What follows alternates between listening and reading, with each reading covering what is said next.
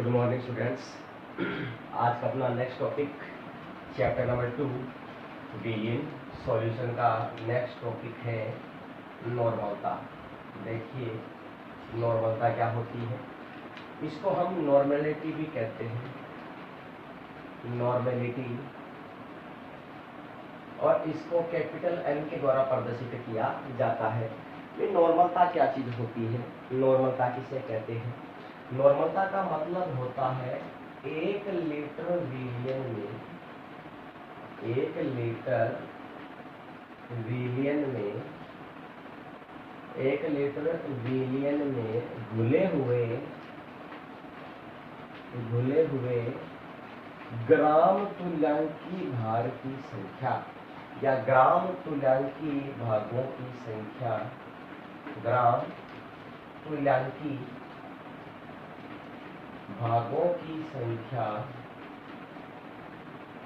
ग्राम तुल्यांकी भागों की संख्या क्या कहलाती है? नॉर्मलता कहलाती है। अभी नॉर्मलता का मतलब क्या है? भी कल हमने पढ़ा मोलरता, तो मोलरता में हमने क्या कहा कि 1 लीटर विलियन में घुले हुए मोलों की संख्या को हम क्या कहते हैं? मोलरता कहते हैं। यहाँ पर हमें क्या पढ़ना है? नॉर्मलता। क्या पढ़नी है? नॉर्मलता। तो 1 लीटर विलियन में घुले हुए ग्राम तुल्यांक भागों की संख्या क्या कहलाती है? नॉर्मलता कहलाती है। अगर हम ये कहें कि नॉर्मलता बराबर फॉर्मूला क्या हो जाएगा? नॉर्मलता बराबर फॉर्मूला होता है ग्राम तुल्यांक भागों की संख्या, ग्राम तुल्यांक भागों की संख्या बटा विलियन का आयतन, बटा विलियन का आयतन। ठीक है। अगर हम कहें नॉर्मलता बराबर, तो क्या लिखेंगे? विलय के भागों की संख्या, विलय के भागों की संख्या बटा विलय का ग्राम तुल्यांक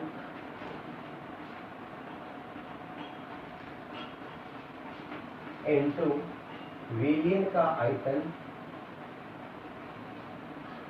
इंटू विलियन का आयतन।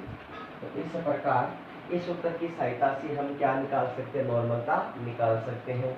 भी नॉर्मलता क्या होती है? नॉर्मलिटी कि 1 लीटर विलियन में घुले हुए ग्राम तुल्यांक भागों की संख्या नॉर्मलता कहलाती है। और नॉर्मलता बराबर क्या होता है कि ग्राम तुल्यांक भागों की संख्या बटा विलियन का आयतन, या अपन क्या कह सकते हैं? नॉर्मलता बराबर विलय के भागों की संख्या बटा विलय का ग्राम तुल्यांक इंटू विलियन का आयतन। तो इस प्रकार से हम क्या ज्ञात कर सकते हैं? नॉर्मलिटी ज्ञात कर सकते हैं। ठीक है।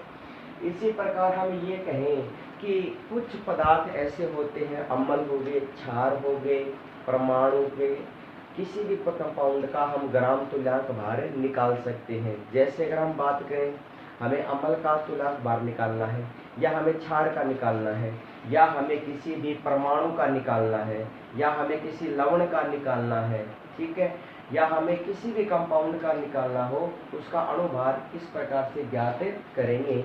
तो देखिएगा 1 लीटर विलियन में घुले हुए ग्राम तुल्यांक भागों की संख्या। इसी के साथ नेक्स्ट अगर हम बात करें कि ग्राम तुल्यांक भागों की संख्या कैसे निकालते हैं, तो देखिएगा जैसे यदि आपको अम्ल का ग्राम तुल्यांक भार निकालना है, किसका निकालना है? अम्ल का। यदि अम्ल का हमें क्या निकालना है? तुल्यांकीय भार। अम्ल का तुल्यांकीय भार निकालेंगे तो फॉर्मूला हो जाएगा अम्ल का तुल्यांकीय भार बराबर अणुभार बटा H प्लस आयनों की संख्या, बटा H प्लस आयनों की संख्या। तो इस प्रकार से हम अम्ल का निकाल सकते हैं।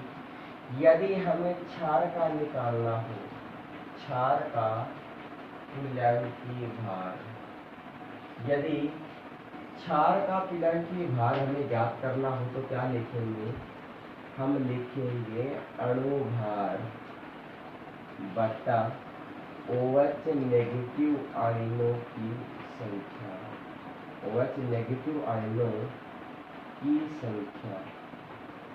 ये समझिए इसका मतलब क्या हुआ। ये कहने का मतलब अम्ल में क्या होते हैं, H+ आयन होते हैं, क्षार में क्या होते हैं, OH नेगेटिव आयन होते हैं। तो आयनों की संख्या, अम्ल का तुल्यांकीय भार बराबर अणुभार बटे H+ आयनों की संख्या, और क्षार का तुल्यांकीय भार बराबर क्या होता है, अणुभार बटे OH नेगेटिव आयनों की संख्या। यदि आपको लवण का अणुभार निकालना है या लवण का तुल्यांकीय भार निकालना है, तो लवण का तुल्यांकीय भार का मतलब क्या हुआ कि जो आपको दिया गया है अणुभार, तो अणुभार बटे बटे बटे धनावेश या ऋणावेश, धनावेश या ऋणावेश, ये उसके ऊपर जितना आवेश है उसका भार दे देंगे। ठीक है, जैसे अम्ल का तुल्यांकीय भार निकालना हो तो क्या लिखेंगे, अणुभार बटे किसका अणुभार, अम्ल का अणुभार बटे H+ आयनों की संख्या। और क्षार का तुल्यांकीय भार निकालना हो तो अणुभार बटे क्षार का OH नेगेटिव आयनों की संख्या। और यदि लवण का तुल्यांकीय भार निकालना हो तो अणुभार बटे धनावेश या फिर क्या आ जाएगा, ऋणावेश। नेक्स्ट ये क्या कहना चाहता है कि अगर आपको कोई एग्जांपल दे दिया जाए, उसका आपको क्या निकालना है, तुल्यांकीय भार निकालना है, या उसका पहले हम क्या निकालेंगे, अणुभार निकालेंगे। तो देखिएगा हम कैसे निकालेंगे। माना आपके पास में एग्जांपल दे रखा है H2SO4 दे रखा है, उसका हमें क्या निकालना है, अणुभार निकालना है। क्या निकालना है, अणुभार। तो हम ये कहेंगे परमाणु के द्रव्यमानों का जो योग होता है उसको क्या कहते हैं, अणुभार कहते हैं। जैसे हाइड्रोजन का द्रव्यमान कितना होता है, 1 होता है, एक हाइड्रोजन का 1 होता है, 2 का कितना हो जाएगा, 2। तो अपने पास में आएगा 2+। सल्फर का अणुभार कितना होता है, 32 होता है, तो 2+ में क्या आएगा, 32 प्लस एक ऑक्सीजन का 16 होता है, तो चार कितना हो जाएगा, 64, 64। तो कुल मिला के अपने पास में अणुभार आ गया 98। कितना अणुभार आया, 98 आ गया। ठीक है, अगर इसका हमें क्या निकालना है, तुल्यांकीय भार निकालना है। क्या निकालना है, तुल्यांकीय भार। तो तुल्यांकीय भार बराबर क्या आएगा, 98 बटा, अगर आपसे ये पूछ ले कि इसका अणुभार तो ये हो गया 98 बटा तुल्यांकीय भार, हमने क्या कहा था, अम्ल के H+ आयनों की संख्या। तो अम्ल के H+ आयनों की संख्या कितनी है, यहाँ पर 2, तो यहाँ पर क्या आ जाएगा, 49। तो H2SO4 का अणुभार कितना होता है, 98 होता है, और इसका तुल्यांकीय भार कितना आता है, इक्विवेलेंट कितना आता है, 49। ठीक है, अगर हमें किसका निकालना हो, HNO3 का निकालना है, HNO3, तो नाइट्रिक एसिड का निकालेंगे। तो हाइड्रोजन कितना हो गया, 1 प्लस नाइट्रोजन कितना हो गया, अपने पास में 14, नेक्स्ट 16 ऑक्सीजन मल्टीप्लाई 3 इक्वल कितना आ गया, 15 प्लस 48 इक्वल टू कितना आ गया, 63। अब आपको पता है ये इसका क्या है, मॉलिक्यूलर वेट है या इसका अणुभार है, ये मॉलिक्यूलर वेट है ये इसका, या इसका हम ये कह सकते हैं कि ये अणुभार है।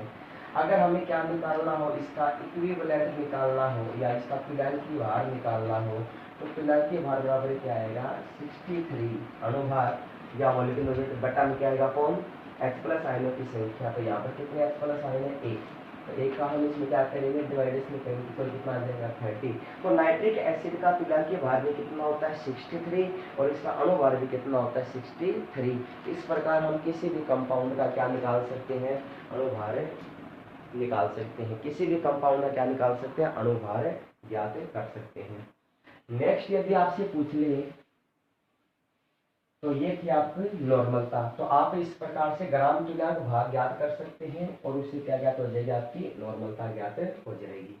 नेक्स्ट टॉपिक है अपने पास 4 नंबर फॉर्मलता।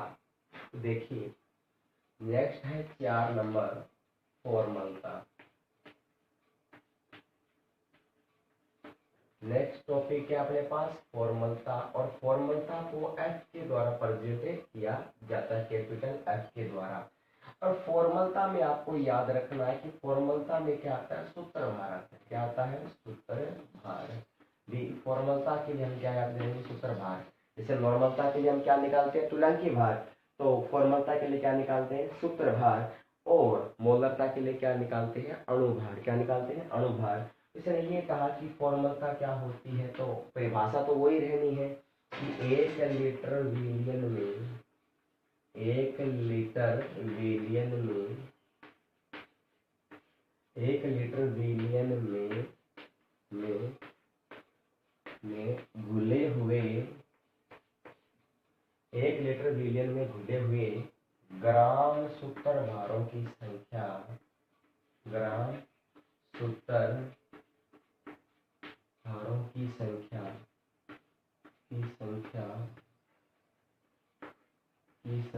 क्या कहलाती है, फॉर्मलता कहलाती है। क्या कहलाती है, फॉर्मलता कहलाती है। तो आपको इस प्रकार से क्या ज्ञात करनी है, इसकी फॉर्मलता ज्ञात करनी है। फॉर्मलता बराबर फॉर्मूला क्या होता है, देखिए फॉर्मलता बराबर होता है या फॉर्मलता इक्वल क्या होता है,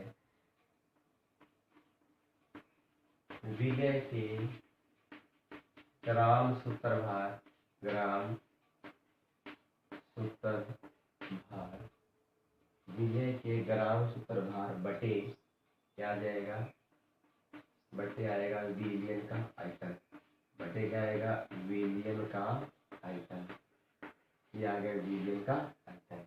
ठीक है, या हम क्या लिख सकते हैं, फॉर्मलता बराबर लिख सकते हैं विलेय के भार भागों की संख्या, विलेय के भार भागों की संख्या बट्टा क्या आएगा, विलियन का, या बटे विलेय का सूत्र भार, विलेय का सूत्र भार, और इनटू में क्या आएगा, विलियन का आयतन, विलियन का आयतन, या आ गया विलियन का आयतन। तो फॉर्मलता क्या होती है, फॉर्मलता का मतलब क्या होता है, 1 लीटर विलियन में घुले हुए ग्राम सूत्र भार की संख्या क्या कहलाती है, फॉर्मलता कहलाती है। और फॉर्मलता बराबर क्या होता है, विलेय के ग्राम सूत्र भार बटे विलियन का क्या आ जाएगा, आयतन, या हम ये कह सकते हैं फॉर्मलता बराबर विलेय के भार भागों की संख्या बटा विलेय का सूत्र भार गुणा विलियन का क्या आ जाएगा, आयतन। तो इस प्रकार से आप क्या ज्ञात कर सकते हैं, इसे फॉर्मलता ज्ञात कर सकते हैं। तो हमने ये कहा कि भार, आयतन, मात्रा के अंदर सबसे पहले हमने क्या पढ़ा, सबसे पहले हमने पढ़ा कि भार, आयतन, प्रतिशत क्या होता है, फिर हमने पढ़ा मोलरता क्या होती है, फिर हमने पढ़ा नॉर्मलता क्या होती है, और फिर हमने पढ़ा फॉर्मलता क्या चीजें होती है। ठीक है, इसी प्रकार देखिए नेक्स्ट अगर हम बात करें, इसकी बात करते हैं पीपीएम। पीपीएम का मतलब क्या होता है, देखिएगा पीपीएम का मतलब होता है, नेक्स्ट पढ़ें तो अपने पास में क्या है, पी और एम। पीपीएम का मतलब होता है पार्ट्स पर मिलियन, पार्ट्स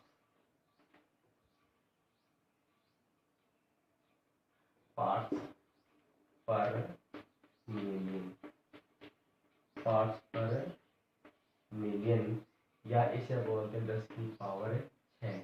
जब बहुत सूक्ष्म मात्रा हो, बहुत ही सूक्ष्म मात्रा हो, ठीक है, तो कैसे करो, जैसे कोलगेट के अंदर फ्लोराइड की मात्रा निकालनी हो, ठीक है, तो कहने का मतलब पार्ट्स पर मिलियन 10 की पावर क्या होता है, 6 होता है। ठीक है, तो हम कह सकते हैं कि किसी विलेय के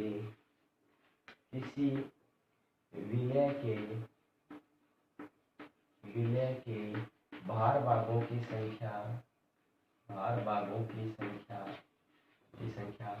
10 की पावर 6 में विलेय हो, 10 की पावर 6 में क्या हो, विलेय हो।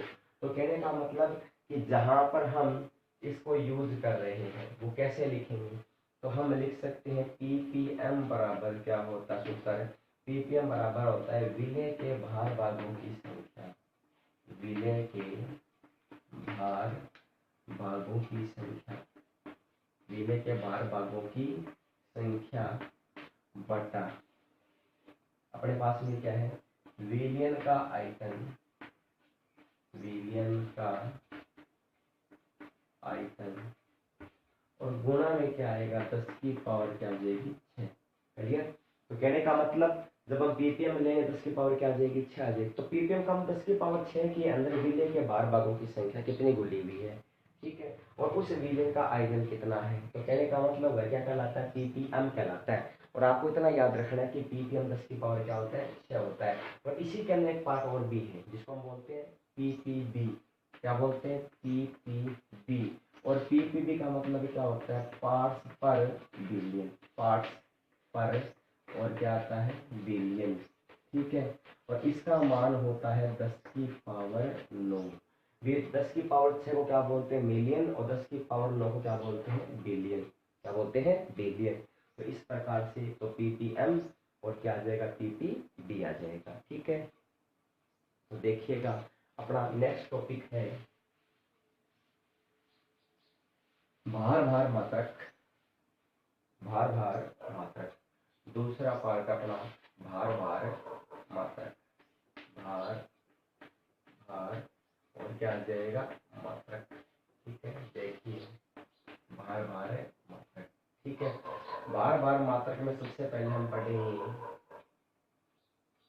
द्रव्यमान, द्रव्यमान प्रतिशत, द्रव्यमान, द्रव्यमान और क्या आएगा, प्रतिशत। अब द्रव्यमान, द्रव्यमान पक्ष का मतलब क्या आ गया, भार भार प्रतिशत हो गया ना। द्रव्यमान का मतलब क्या होगा, वेट हो गया। तो कहने का मतलब 100 ग्राम, 100 ग्राम विलायक में,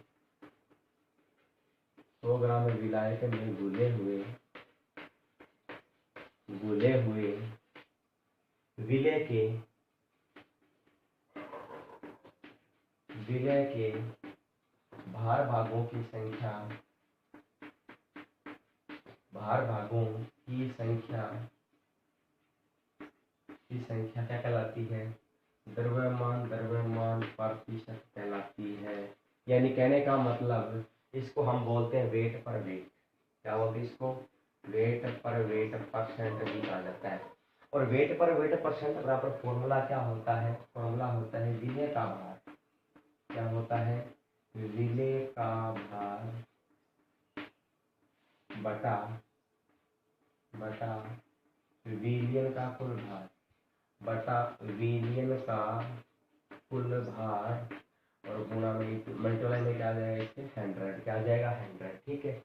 तो कहने का मतलब ये द्रव्यमान, द्रव्यमान या वेट पर वेट परसेंट क्या होता है कि 100 ग्राम विलायक में घुले हुए विलेय के भार भागों की संख्या क्या कहलाती है, द्रव्यमान, द्रव्यमान प्रतिशत कहलाती है। भाई 100 ग्राम में विलायक यानी वेट लेंगे, यानी ग्राम में लेंगे। तो कहने का मतलब ये जो भार भार मात्रक होता है ना, इसमें विलेय और विलायक दोनों की मात्रा किसमें होती है, ग्राम में होती है।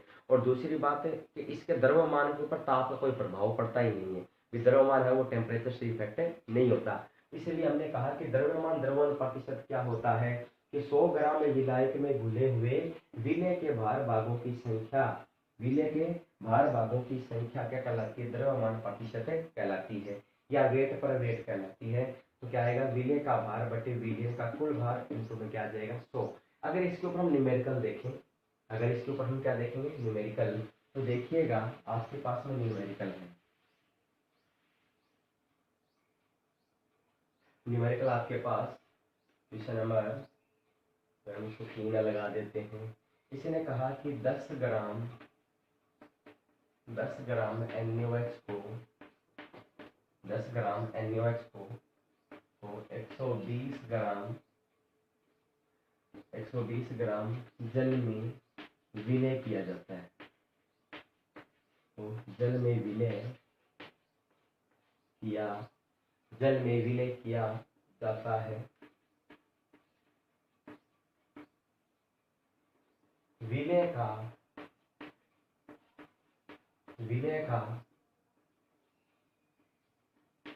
का द्रव्यमान प्रतिशत निकालिए, विलय का द्रव्यमान प्रतिशत निकालिए, विलय का द्रव्यमान प्रतिशत निकालिए, ठीक है। तो कहने का मतलब आपको इसमें क्या निकालना है, वेट पर वेट निकालना है।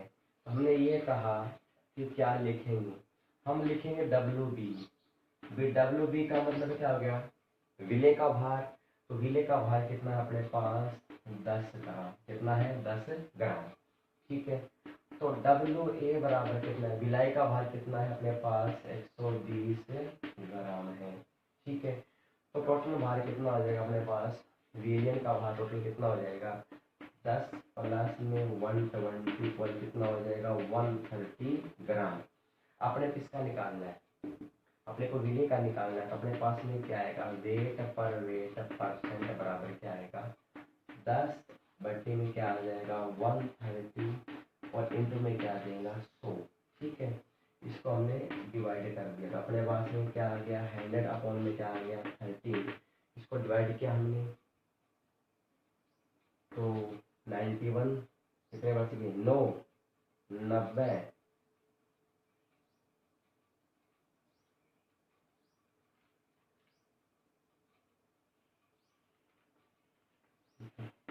78 81 लगभग ये 78.19% आता है। ठीक है। तो अगर आप इसकी पहचान कर सकते हो भी अपना जो आंसर आया वो सही आया या फिर वो गलत आया है, हम इसकी पहचान कर सकते हैं। फिर हमने ये कहा कि 10 ग्राम NaH को 120 ग्राम H2O में विलय किया जाता है, तो विलय का द्रव्यमान प्रतिशत निकालिए। तो WB का मान कितना हो गया 10 ग्राम, WA का मान कितना हो गया 120, टोटल कितना हो गया 10 प्लस में क्या आएगा 120 इक्वल कितना होता है 130 ग्राम। तो कहने का मतलब वेट पर वेट परसेंट क्या होगा, तो 10 अपॉन में क्या आएगा 130 इक्वल टू क्या आ जाएगा 100 इक्वल क्या हो जाएगा 100/13 इक्वल कितना आएगा 70.19। लमसम कितना आता है। अब हम किसका निकालें, विलाई का भी निकालें। तो विलाई का अपने पास में कितना दे रखा है 120, तो क्या आएगा 120 अपॉन में क्या आएगा 130 डिवाइड बाई कितना आएगा 100। तो इसको लिखे हमने कितना आ गया 1200 अपॉन में क्या आएगा 30। ठीक है। तो कुल मिलाकर यदि इन दोनों का अमाउंट कितना आता है, दोनों का अमाउंट लगभग कितना आता है, दोनों का अमाउंट लगभग यदि इसका आता है, ये अपना थोड़ा मिस्टेक हो गया शायद यहाँ पर, इसको डिवाइड करना है तो ये 0.990 ये 7.6 और लगभग ये आ जाएगा अपने पास, ये आ जाएगा लगभग 91 पॉइंट, लगभग ऐसे मान लो कि 93 पॉइंट समथिंग आएगा। ये दोनों दोनों का टोटल 100 आता है या 99 आता है तो आपका न्यूमेरिकल सही है, वरना ये क्या है गलत है। ये द्रव्यमान प्रतिशत को निकालने के लिए अपने पास में फॉर्मूला होता है। अगर ये क्या कहे कि ये द्रव्यमान परसेंट को निकाला, तो हमने क्या कहा था कि 100 ग्राम विलायक में घुले हुए विलेय पदार्थ के भागों की संख्या क्या कहलाती है, द्रव्यमान प्रतिशत कहलाती है। और हमने कहा WB बराबर कितना आ गया 10 ग्राम, WA बराबर कितना 120 ग्राम, टोटल कितना आ गया 130। इसको मैंने निकाला, विलेय का निकाल लीजिए। पहले विलेय का निकालेंगे, 10 ग्राम था विलेय तो विलेय का निकाला, फिर हमने इसका निकाला विलाय का। विलेय और विलाय का जितना भी अमाउंट आता है उसको जोड़ेंगे तो अगर 100 आता है तो अपना सही है, वरना अपना क्या हो जाता है ये गलत हो जाता है। ठीक है। तो इस प्रकार से अपना ये सही है। ठीक है। देखिए नेक्स्ट अपने पास में क्या है मोललता। नेक्स्ट पढ़ेंगे हम मोललता। तो भार मात्रक में दूसरा पॉइंट अपने पास मोललता, क्या अपने पास मोललता। देखिए मोललता क्या होती है, मोललता का मतलब होता है कि 1000 ग्राम या 1 किलोग्राम विलायक में 1 किलोग्राम विलायक में घुले हुए 1 किलोग्राम विलायक में घुले हुए विलेय पदार्थ के भार भागों की संख्या, विलेय पदार्थ के भार भागों की संख्या या मोलों की संख्या क्या कहलाती है, मोललता कहलाती है। क्या कहलाती है, मोललता कहलाती है। ठीक है। तो मोललता क्या होती है, स्मॉल m बराबर, ये मोललता को स्मॉल m से प्रेजेंट किया जाता है और सूत्र क्या होता है, मोललता बराबर होता है विलेय के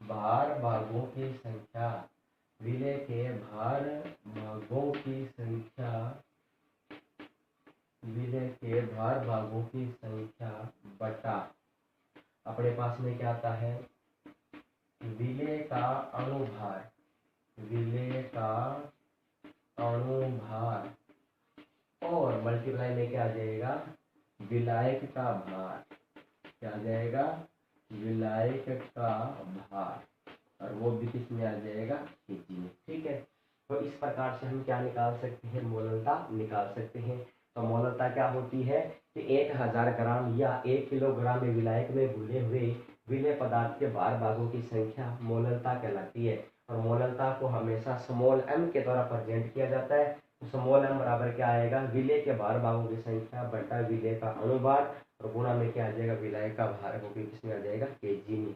ठीक है, तब इसने ये कहा कि अपने पास में न्यूमेरिकल है, तो न्यूमेरिकल को हम हल कर सकते हैं। क्या आएगा, इसने कहा कि 35 ग्राम oxalic acid, oxalic acid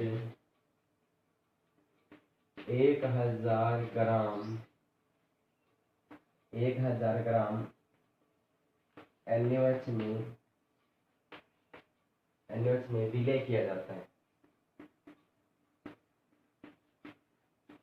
NaOH में विलय किया जाता है तो मोललता क्या होगी, तो मोललता क्या होगी, देखिए अगर हम इसकी मोललता निकालेंगे तो फॉर्मूला क्या हो जाएगा अपने पास। तो सबसे पहले हम लिखेंगे इसका मान, तो WB बराबर कितनी वैल्यू अपने पास, देखिए अपने पास में दे रखा है WB का मान दे रखा है इसमें 35 ग्राम। ठीक है, और WA बराबर दे रखा है इसने 1000 ग्राम, क्या दे रखा है, 1000 ग्राम। और अपने पास में MB दे रखा है ऑक्जेलिक एसिड, क्या दे रखा है, ऑक्जेलिक एसिड दे रखा है। तो ऑक्जेलिक एसिड का फॉर्मूला आप जानते हो क्या होता है, COH और COH.2H2 होता है, और इक्वल इसका कितना आता है, मॉलिक्यूल 126 ग्राम। ठीक है, तो इसके लिए हम फॉर्मूला क्या निकालेंगे, देखिए फॉर्मूला लग जाएगा अपना, फॉर्मूला क्या निकलेगा, फॉर्मूला होता है स्मॉल m बराबर क्या आएगा, WB गुणा में 1000 बटा अपने पास में क्या आएगा, MB गुणा में क्या आएगा, WA आ जाएगा। तो हमने हल किया इसको, m बराबर कितना आया, WB का मान दे रखा अपने पास में 35, मल्टीप्लाई क्या आएगा 1000 अपॉन में क्या आएगा, MB का मान कितना होगा 126 एंड डिवाइडेड क्या आ जाएगा 1000। ठीक है, तो इसको हमने हल किया, कितना आ गया 35 अपॉन कितना आ गया 126, इसको हमने डिवाइड किया कितना है पॉइंट, क्या आएगा पॉइंट, ठीक है 252। तो कहने का मतलब लगभग ये आता है 0.2 एम के लगभग यानी ग्राम प्रति लीटर आएगा। ठीक है, तो इसकी क्या आ जाएगी, ये मोललता निकालनी होगी। ठीक है, तो देखिए ये हो गया आपके पास में मोललता। ठीक है भी, और इसी के साथ में तीसरा पार्ट अपने पास में मोल भी, या इसको मोल प्रभाज भी कहते हैं, मोल प्रभाज। मोल प्रभाज क्या होता है, देखिए मोल प्रभाज का मतलब क्या होता है कि विलेय के मोलों की संख्या या विलेय के जो अवयव मोल होते हैं, जैसे मान लो कोई A और B है, तो वह जो विलेय के मोल होते हैं वो कुल उस अवयव के योग के क्या होता है, बराबर होता है। जैसे मान लो किसी विलेय के अंदर 2 अवयव हैं A और B, तो वो जो A और B जो विलेय के मोल है वो उन दोनों का योग टोटल अवयवों के क्या होता है, बराबर होता है। उसको हम क्या बोलते हैं, मोल भिन्न कहते हैं। कि माना अपने पास में 2 अवयव हैं, A व क्या है B, इसके मोल भिन्न क्या हो जाएंगे, इसके मोल भिन्न हो जाएंगे XA मोल बराबर और क्या हो जाएगा, क्या आ जाएगा XB। ठीक है, तो XA के लिए मोल क्या आएगा Na, क्या आएगा XA बराबर क्या हो जाएगा, तो XA बराबर होता है Na अपॉन में क्या आता है Na प्लस में क्या आता है NB। और XB का मतलब क्या होता है, XB बराबर होता है कि NB अपॉन में क्या आता है Na प्लस में क्या आएगा NB। तो कहने का मतलब भी इन दोनों का योग कितना होता है, एक होता है। मोल भी क्या होता है, एक्स ए प्लस में एक्स बी को क्या होता है, एक होता है। तो कहने का मतलब विलेय का जो मोल है वो अवयव के मोल के योग के क्या होता है, बराबर होता है। ठीक है, तो माना कि अब ये दो है ए और क्या है बी, तो उसके मोल क्या हो जाएगा, एक्स ए और क्या आ जाएगा एक्स बी, इसके मोल प्रभाज। तो इस प्रभाज में मोलों की संख्या क्या होगी, तो एक्स ए बराबर क्या होगा, एन ए अपॉन में क्या आएगा, एन ए प्लस में एन बी, और एक्स बी बराबर क्या आएगा, एन बी अपॉन में क्या आएगा, एन ए प्लस में एन बी। तो कहने का मतलब कुल अवयवों का योग कितना होता है, एक होता है। तो एक्स ए प्लस में एक्स बी कितना होता है, एक होता है। हम जानते हैं कि मोल बराबर क्या होता है, या एन बराबर क्या होता है, एन बराबर होता है एम अपॉन में एम। ठीक है, तो कहने का मतलब भार बटे अनुभार, क्या होता है, भार बटे अनुभार। मोल बराबर क्या होता है, भार बटे अनुभार। तो इसको हम ये कह सकते हैं कि जहां पर हमने ये लिखा है एक्स ए बराबर, जहां पर एन ए अपॉन में क्या लिखा है, एन बी लिखा है, तो हम इसको लिख सकते हैं डब्ल्यू ए अपॉन में क्या लिख सकते हैं, एन ए। और एक्स बी बराबर क्या लिख सकते हैं, डब्ल्यू बी अपॉन में क्या लिख सकते हैं, एन बी। तो भार बटे क्या आता है, अनुभार होता है। तो ये होता है अपना मोल प्रभाज। तो आप इस प्रकार से मोल प्रभाज का मान भी ज्ञात कर सकते हैं। ठीक है, नेक्स्ट देखिए अपने पास इसमें और टॉपिक क्या बच गया, हमने भार में मोल